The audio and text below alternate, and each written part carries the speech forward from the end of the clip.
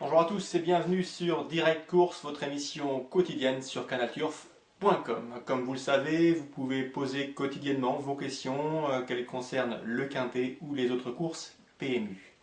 Pour ce quintet, justement, nous allons évoquer celui de ce vendredi 1er mai. Il se déroulera sur l'hippodrome de Saint-Cloud, un handicap ayant réuni des compétiteurs âgés de 4 ans. Ils seront au nombre de 15 au total, distance à parcourir pour ce prix de Jardy, 2100 mètres.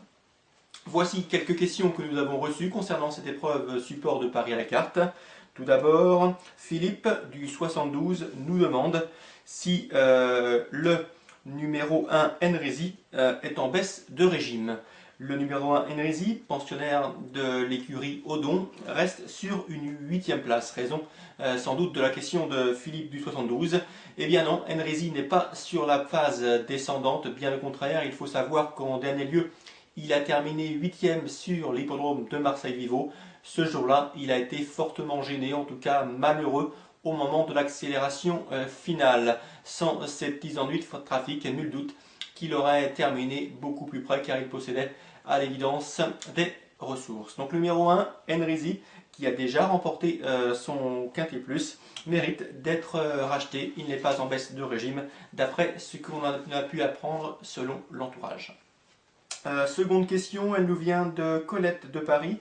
Colette qui nous demande si le numéro 4, Senior Monk, est un cheval qu'il faut mettre dans ses jeux.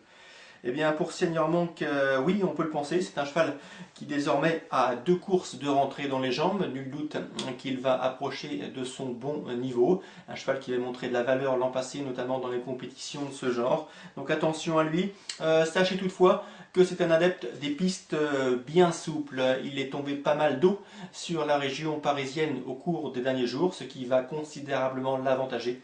Donc le numéro 4, Senior Monk, un pensionnaire de Michael Deslang, un professionnel toujours très efficace dans ce genre de tournoi, est également à mettre dans vos jeux. Ça, c'était pour répondre à Colette de Paris.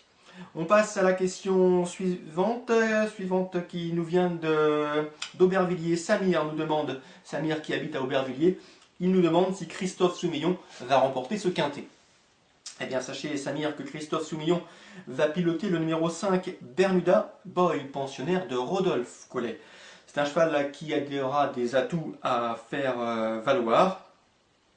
Sachez que sa course de rentrée dans le Quintet Plus de référence, disputé à Longchamp début avril, plaide en sa faveur. Ce jour-là, il a terminé 5e dans une action significative. Je vous rappelle qu'il effectue sa rentrée, donc il faut attendre à des progrès sur cette sortie, cette course de rentrée.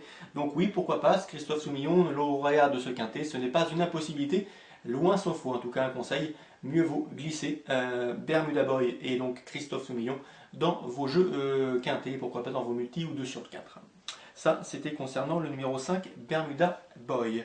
Autre question concernant le quintet, une question plus précise, puisque Jean de Nancy estime que Christophe Ferland, qui effectue un long déplacement, vient avec des prétentions. Christophe Ferland présente au cours de ce quintet le numéro 9, bord à bord. C'est vrai que Christophe Ferland va effectuer une longue route, lui qui vient du sud-ouest du pays, donc pourquoi pas un déplacement ambitieux. Sachez que concernant bord à bord, il faudra sans doute surveiller la météo, car son représentant est surtout un adepte du terrain lourd. Donc oui, style terrain lourd, nul doute que Christophe Ferland verrait ses chances renforcées. Si les pistes venaient à s'alléger, eh bien Christophe Ferland serait sans doute plus pessimiste à l'orée de ce quintet. Voilà, pour répondre à Jean de Nancy qui nous posait une question concernant le numéro 9, bord à bord, je vous le répète, un adepte du terrain lourd.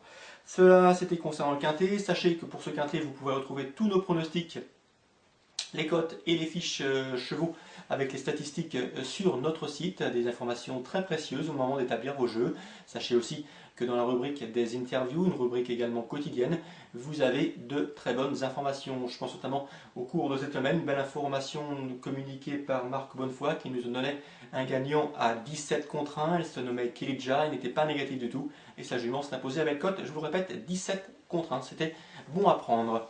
Concernant ce programme du vendredi 1er mai, Nous nous sommes surtout penchés sur la réunion 2 qui se déroulera sur l'hippodrome de Hyères. Beaucoup d'informations puisque j'ai pu m'entretenir avec Lionel Gazangel mais également avec Richard Goutte. À eux deux, ils ont une bonne dizaine de partants, donc ne manquez pas ces précisions concernant ces professionnels dans le sud-est. C'est une réunion 2 sur l'hippodrome de Hyères, ça vaut également le détour.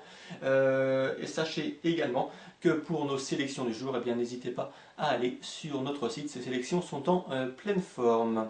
Voilà, c'était l'émission Direct Course. Je vous donne désormais rendez-vous demain pour un nouveau rendez-vous. N'hésitez pas à poser toutes vos questions.